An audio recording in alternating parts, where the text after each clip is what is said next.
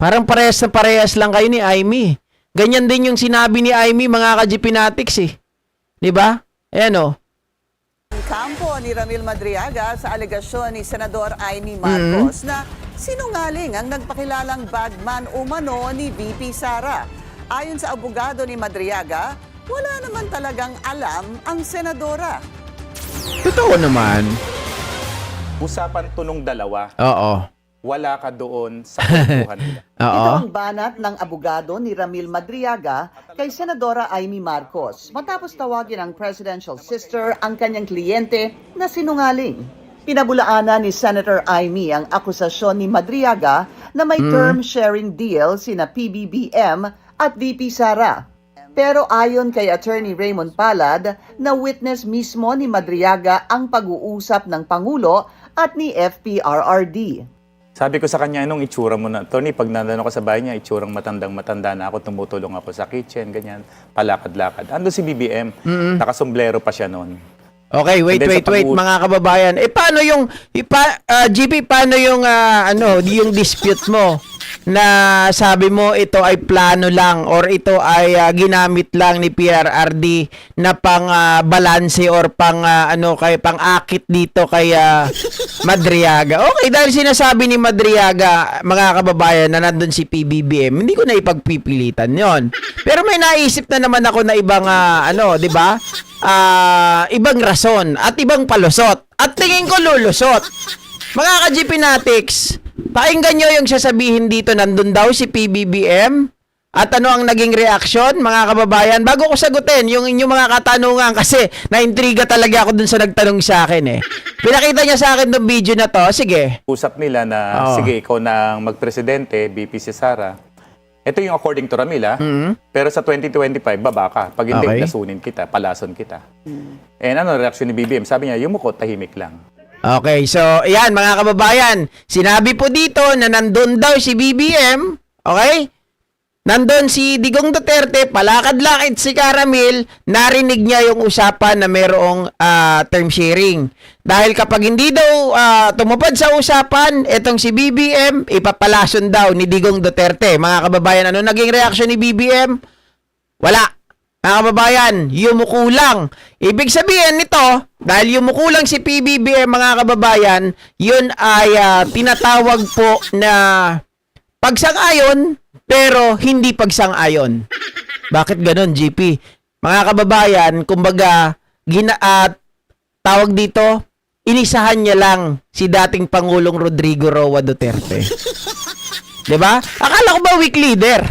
Sabi niyo weak leader. Naisahan pala, mga kababayan eh. Biruin nyo. Paniwalang-paniwala si Digong Duterte, na tatanggapin ni Pangulong Bongbong Marcos ang term sharing. Tapos sabi siguro ni Pangulong Bongbong Marcos, nek-nek mo. Ano ako, papayag? Ano ako, bali? Ano ako, buang kagaya mo? Ano ako, siraulo? Papayag ako sa term sharing na gusto nyo, umuoo lang ako ngayon. Pero hindi ibig sabihin, mapapaikot nyo ang ulo ko, mahahawakan nyo ako sa liig. Mga ka-GPnatics, di naisahan kayo ng tinatawag nyo na weak leader. Diba? Tama nga naman yon, mga kababayan. Aimee, sabog. Wala ka doon sa pinangyarihan. So how could you say, mga kababayan, na sinungaling si Madriaga? Kung hindi mo naman nakita, hindi mo narinig, wala ka sa pinangyarihan, wala kang personal knowledge.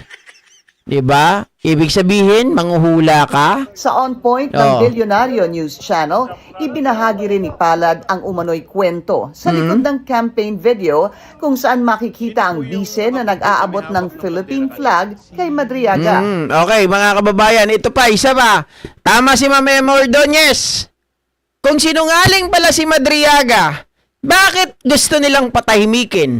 Bakit gusto nilang bayaran si Ramil Madriaga ng 1 bilyon, mga kababayan? Bakit kailangan siyang gapangin ng mga abogado na pumunta doon sa Annex 2, kagaya daw po nung Joyce ano ba yun? Yung Joyce, si Attorney Joyce. 'Di ba?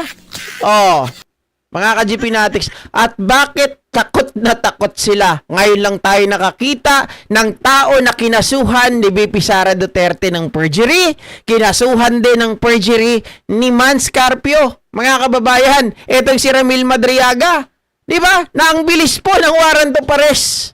Ayan, ng sabpina. Oh. Ganun lang kasimpleng intindihin yun eh. Di ba, legendary? But kung nagsisinungaling, labanan nyo. Sa tamang forum. Ilabas nyo yung mga ebidensya nyo. Huwag kayong matakot. Eh, sabi ko nga kanina, gagamitin ko na naman yung napapanood ko sa mga Chinese drama. Mga ka-GP Natics. It appears to me, di ba? Your act says otherwise. Your action says otherwise. Kabaliktaran. Sinungaling sabi nyo. Mga kababayan, bakit pinipigilan ninyo? Bakit hindi nyo sagutin ang harapan? Bakit hindi kayo magpakita ng ebidensya? Bakit ayaw nyong umattend sa pagdinig? 'Di ba? Oh. Itong kay Aimee, alatang halata eh. Tuta, mga kababayan, pinakain ata ng bayag ni Digong to eh. Bakit ganun na lang, 'di ba? Ganun na lang po siya magpakaaso. Na parang pag sinabi ni Sara, takot na siya. Palagay ko may ginawang kalokohan to, mga kababayan. Na alam ng mga Duterte. Palagay ko, totoo yung sinasabi ni Pebbles eh. Nakasama to sa tumatanggap sa Pogo, kaya matik nagsasalita kahit walang alam. Oh. At balikan ko rin yung sinabi kanina ni Ramil Madriaga, mga kababayan, dun sa galit ni Pulong na paghahamon. Sabi niya, sinabi lang naman yun ng tatay mo eh. Alam nga naman hindi ko sundin, naniniwala ako sa tatay mo. Di ba? Anyway, mga kababayan, hanggang dito na lamang po ang ating live streaming. Maraming salamat sa lahat po ng mga nakasama natin. Thank you sa lahat ng mga nag-likes, sa mga nakinig, mga ka-GP Natics, sa mga nakapag-participate. Thank you so much po sa inyong lahat. Pagkita-kita po muli tayo bukas, mga kababayan. At ay hindi, baka hapon na, no? Hindi umaga, baka mga hapon na kasi asikasuhin ko pa yung credit card ko. Wala. May dumating sa akin notification kanina. May nag-purchase daw. Ang daming purchase, mga kababayan, na ginawa. Walang hiya. Samantalang di ko pa nagamit yung kahit minsan. Pinapa-cancel ko na nga eh. Kasi nagkaroon ako ng charge ng annual. Hindi ko naman nagagamit. Pina-cancel ko nung nakaraan. Pero ngayon, may dumating. Marami daw mga pinurchase. Salagang 16,000. Dalawang 16,000 yun. Diyos ko. Mga kababayan. Samantalang nasa akin naman yung credit card. Paano na gamit? 'Di ba? Bye guys.